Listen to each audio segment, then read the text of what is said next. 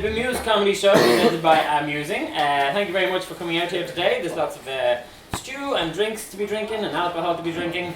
But more importantly, we're going to get on with the show. So today we're going to have for you, we're going to have some musical comedy, we're going to have some improvised comedy, we're going to have some stand-up comedy from the amazing Creepy Jimmy, and then we're going to have a lot of improvised shows. So the improvised shows are made up on the spot. We make up the characters on the spot. Everything is designed on the spot, but what we need is a lot of your help. So we're going to need suggestions with these, we're going to need places where they are, we're going to need who they are, what they are, where they're doing, and then in other games we're also going to need suggestions. So the first game we're going to do is going to be called The Good, The Bad and The Ugly, and for this game I'm going to need Hugh and myself and Connor up on the stage. Great. Now, this is a game we like to call The Good, The Bad and The Ugly, and it's quite simply just we are your local agony ants. Okay? So if you have any sort of problems that you need to get them off your chest, we're going to help you today with these problems, okay? So where am I going to... They don't have to be real problems. No. So let's start off. Has anybody got any problems that they need some help with? Incontinence. Incontinence. Okay, the good, the bad, and the ugly. Incontinence is something that affects a hugely vast proportion of today's modern society. Incontinence is, first and foremost, nothing to be ashamed of, no matter how many of your friends tell you otherwise. And the most important thing to do is see your local GP. If your local GP can mayhaps give you some kind of advice on paths to take, which way to go about treatment, anything like that. However, if it does progress further than that, then get yourself into the hospital, get yourself checked out, and I have the highest hopes you'll be fine. There's a demographic for everything. If YouTube's taught us anything, it's that. And it's free to set up a YouTube account, but the returns can be hugely beneficial. So, I mean, why don't you literally, just film some videos, put them up for a laugh, put like #watersports. Before you know it, you could be the next internet sensation. That's the kind of popular way of going about it. There's also a fetish for everything. So I'm sure there's like an underground world, more kind of bubbles up in Asia and places like that. So as opposed to just wasting it all, you can be using this event to generate a bit of money, set up an account. There's plenty of people that want to see that stuff as well, so yeah. Okay, any more suggestions or advice? Anybody else? Who am I looking at here? This lady here at the back? The one looking behind her? Me? Yeah. Okay, bereavement. Any particular issue you're having with bereavement? Of a pet. Pet bereavement. Well, first of all, bereavement is a natural process. Everybody who has lost something goes through a sense of bereavement, no matter how small or large the loss may be. You are just the same as everybody else in your feelings towards bereavement. As I said, everybody goes through it. However, with a pet, obviously it's a very dear creature to your heart. What you need to do is stop thinking about the pet, possibly even get yourself a new pet. But time heals all wounds. You will eventually feel better. I think a misery shared is a misery halved.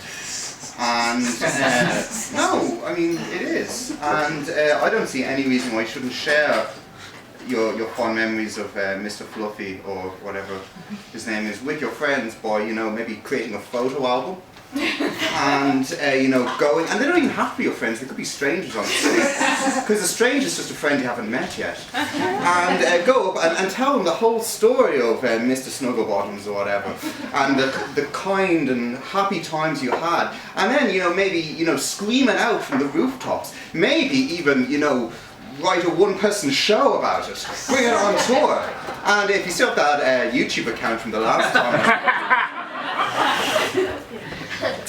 Yeah, again, you just don't want to be kind of wasting opportunities. So nowadays with pets, you can have them stuffed afterwards, and you can take them with you wherever you want. So back to this YouTube channel setup, get a couple of different pets, be bereaved a few times, and then you can start this kind of animal show.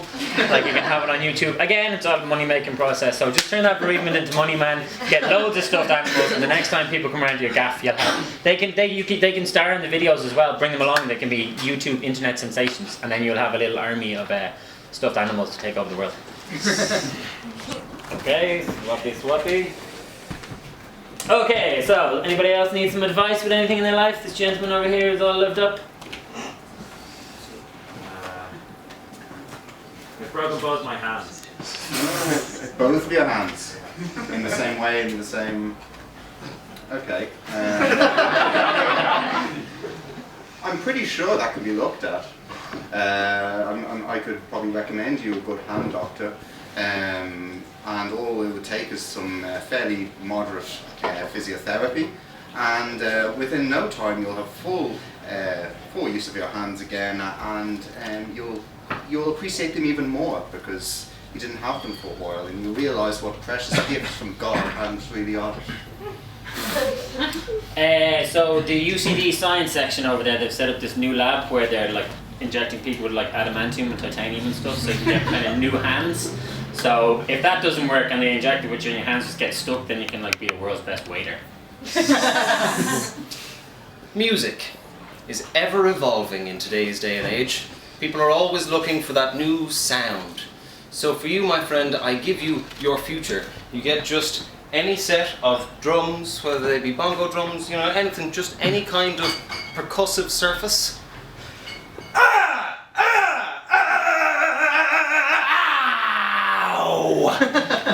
Gold.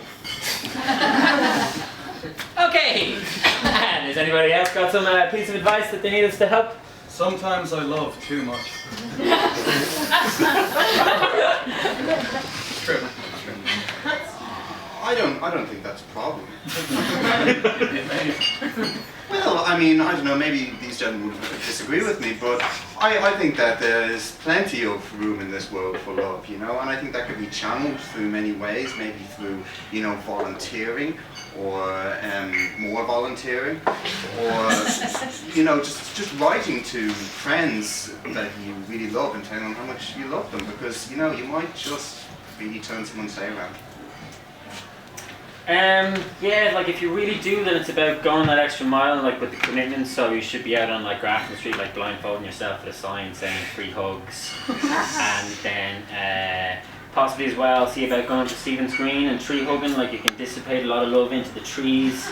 But like tree hugging's one thing, but if you get caught kind of hugging animals in public, not too good. So it sticks with loving kind of humans. But yeah, just free hugs for everybody. If that's the case, man, you should have a big sign saying free hugs. That's it. Well, what I would say you should do, this is probably your best practical bet. Loving, not a problem. What you want is more love. What you need is all the love. So what you need to do is, you need to buy yourself, you know, a hat. Preferably one that covers your entire face. Maybe with eye holes so that you can see. A balaclava maybe. Mayhaps. Something cuddly, something warm, so that when you inevitably run into a bank and hold up your love gun and demand that everyone give you all the love in the tills into your big love sack. Well then when the people are putting their hands up in jubilation, you can run over and quickly hug them, and they'll have a soft, fuzzy surface with which to rub their faces upon. Okay, we're gonna go two more suggestions, and now the good, the bad, and the ugly. So, I'm in love with my best friend's grandmother. In love with your best friend's grandmother. Well, these days, you know, people fall in love with crazier things. There's some kind of states in the states that you're allowed to marry animals. Don't know why I keep going on about that today.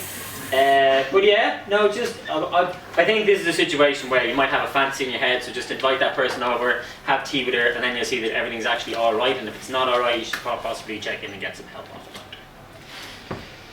All I'm gonna say is, I seen that bitch's Facebook profile. That girl is hot. Y'all don't need no advice except go over to that bitch's house and tap that ass like a keg. I've got a YouTube channel for that. Is she a gilf? I mean, I think we're in the 21st century. I think you should definitely proclaim your love, preferably in the form of the ending scene of The Graduate.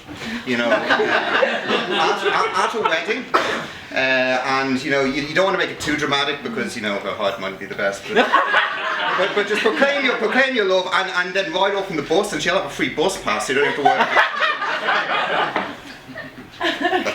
Fantastic. Okay, guys, one more suggestion. Anybody need advice on anything in their life, real or fictional? Hello. Selecting an internet provider. Selecting an internet provider. Well, it's going to have to be based on your kind of width and your length. If you're the broadband, that is. Different if it's a man watching it, but yeah, actually, just ring around to different sites, find out what's going on. More important is the word of mouth from your friends. Ring it off them, see who's a shitbag, see who's crap. Like we all know UPC's fucking terrible, but y'all gonna buy it anyway. So just have a good look around, shop around, and hope you find the best price. The two most important things about any internet, anything really. Can you torrent free shit?